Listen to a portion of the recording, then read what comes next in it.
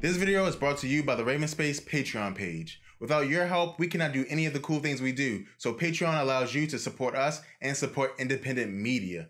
And when you support us, we support you by giving you early access to videos, special giveaways, and even Ravens tickets. So check out the Raven Space Patreon and support today. Welcome to the Raven Space on YouTube. My name is Jason, and this is Raven Space Daily, where we talk about Baltimore Ravens news every single weekday. Thank you guys so much. Please subscribe to Raven Space on YouTube if you're not yet subscribed. Also, a special shout out to our Patreon subscribers, because without you guys, none of this is possible. Thank you guys so much for your support. I want to say that we have other videos other than Raven Space Dailies. We have mailbags. We have a lot of great topics. So if you guys want to check those out, please go do that. Now we're going to hop into the first topic of the week, which talks about the extra work that the Ravens are putting in order to get on the same page. In the interview press conferences that each coordinator has to have, Marty Mornhinweg, the Ravens offensive coordinator, stated that the offense is putting in extra work. They don't want to push it too hard because of Joe Flacco. That's what he said. But they are trying to put in extra work. And I think this is a good thing, of course. But I really don't think that the Ravens are going to need a lot of extra work. I think the biggest thing that you want to get chemistry with for the Ravens is Danny Woodhead and Joe Flacco, and then Joe Flacco and Macklin. And it's only because that those are the new players. Duh, right? Mike Wallace will be fine. You know, they perfected the slant route last year, so Mike Wallace will be fine. Brashard Perryman is growing, but I think he'll be fine as well. Another thing that might be worrisome is the offensive line, because each quarterback is different. However, Ryan Mallett has a very similar pocket presence as Joe Flacco. Because you know they're players that both have strong arms, like to step up and let the ball go. Now, so I think that the offensive line will get used to Flacco quick, right? It's hard to get used to like a Cam Newton because you try to create your pocket, but then Cam Newton's not in the pocket that you're creating, so it leads to extra hits on the quarterback, different things like that. Players that also have this problem, players like RG3, players even like an Aaron Rodgers, have this issue because the offensive line doesn't know where to build their pocket. But Joe Flacco doesn't have that issue, so I think the extra work between Joe and Woodhead and Joe and Macklin will be wonderful for the team. And I think Macklin's going to have a very, very good game.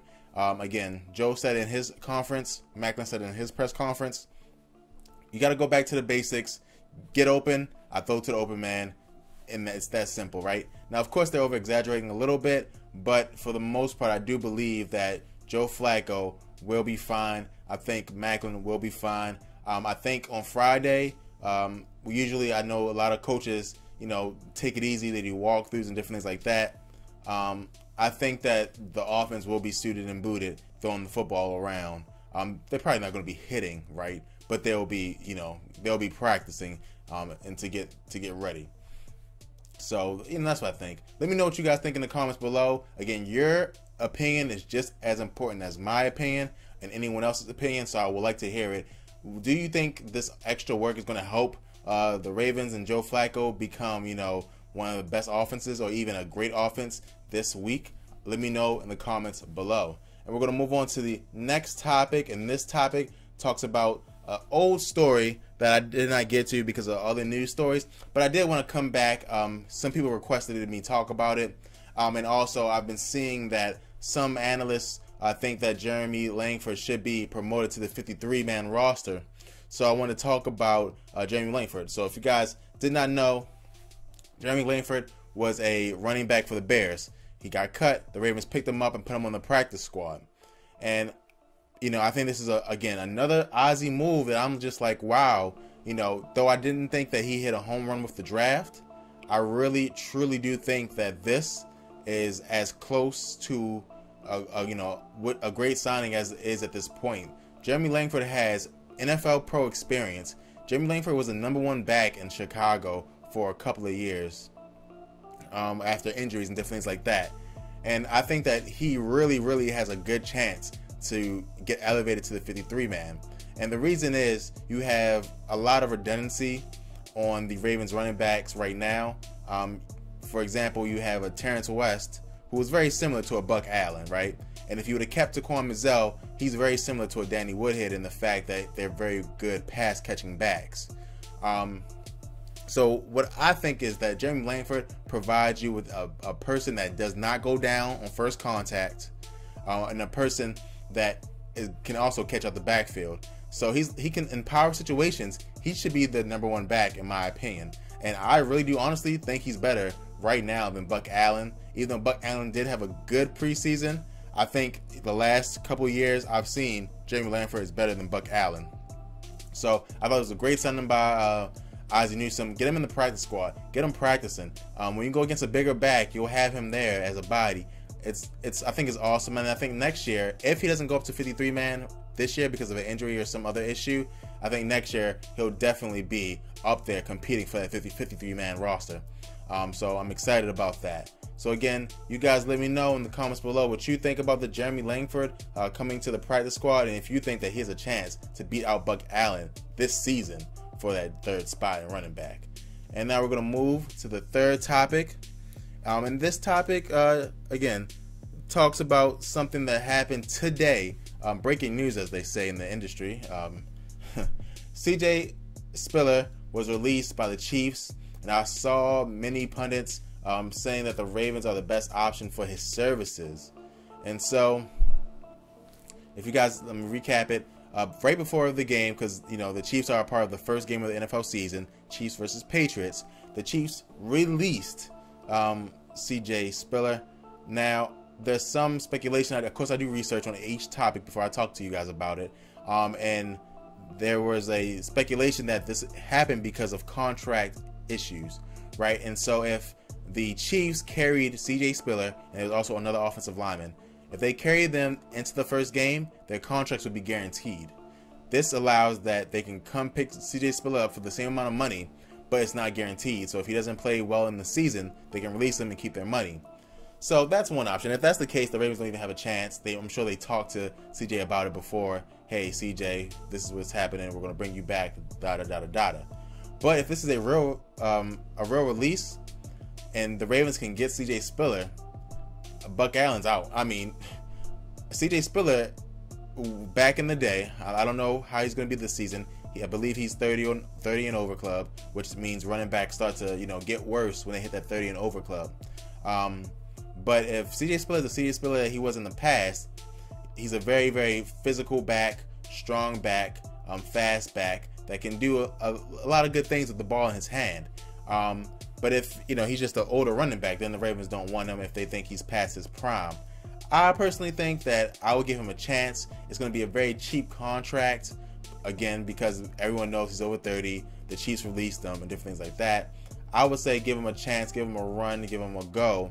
The issue is that he's too old to be on the practice squad, so you're going to have to cut Buck Allen. And that's just the simple thing. I don't know if the Ravens want to do that right now. I think the Ravens are comfortable with their running backs, because I don't think the running backs aren't going to be asked to carry the ball 30 times a game. I don't think so. I think that this is going to be a pass-heavy offense, and to the disappointment of many Ravens fans. But just the way that everything is going, again, the biggest issue is that when you don't have a fullback, and I know you have a Ricard out there, but he's still very raw. And then you have tight ends that can go there, but they're even rawer. It's going to be tough. It's going to be tough. But that's the news. Do you guys think that the Ravens are going to try to pick up CJ Spiller? And if they do you think he'll be a good addition to the Baltimore Ravens? Let me know in the comments below. And like we do at the end of every single episode, we move on to the Ravens Space and Mailbag. You guys can send your questions into mailbag@therravenspace.com. And then I had someone ask, can we just put questions in the comments? And I would like to do that, but we use this mailbag in order to incorporate over our different shows, our mailbag show, our Raven Space Daily show, our podcast. We're going to have mailbag questions going to our different social medias in the future and on our website. So I wanted to keep a place where we can get everything in. I can make sure everyone's question gets the same fair treatment. So that's why the common questions we don't take. So thank you so much for wanting to give it, but please send your questions to mailbag@therravenspace.com, just like Sam did.